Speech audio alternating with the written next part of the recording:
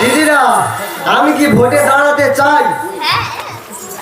আপনাদের অনুরোধে আমি ভোটে দাঁড়িয়েছি, তাও আমার কার বিপরীতে? আমার স্বামীর বিপরীতে। আমার স্বামী যে এত অত্যাচার, এত অনাচার করেছে, এইসবের প্রতিবাদ করতে আমি আজ ভোটে দাঁড়িয়েছি। আমার সেই কর্মীটা কোথায় গেল বলতো? ও বেটা, আমি তো ও বাড়া লোকের বোঝাচ্ছিল ভোট দেবে কোনখানে, আর ঠিক মাঝে চক করে মেরে দেবে একদম।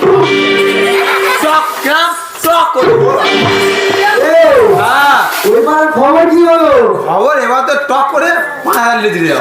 এইবার একটু বলে দে যেন আমার পাশে থাকে। কেন তুই ভোটটা দিবি, আমি তোর ঘর দেবো দুটো। দুটো দেবে ঘর। হ্যাঁ, আমি দেবো, আমি তো করবি হয়েছে বাবা। আর আমার স্বামী আপনাদের বলেছে লক্ষ্মীর ভান্ডার দেবে, হ্যাঁ। দিয়েছে এখনো পর্যন্ত? দেবে। দেয়নি তো। দেবে না। একবার আমাকে জিতিয়ে দেখুন, নিশ্চয়ই দেবো আমি। কেন ভোটটা কোথায় দিবি? ঝাড়ুর মাঝখানে। চলো। তাহলে ভোট দেবেন কোনখানে? এই তো এই চার মাঝখানে ঝাড়ু। তাহলে বলে দাও ভালো করে, দিদিরা শুনে নিয়েছেন? হ্যাঁ। তাহলে এবার ভোটের দিন দেখা হবে আপনাদের সাথে।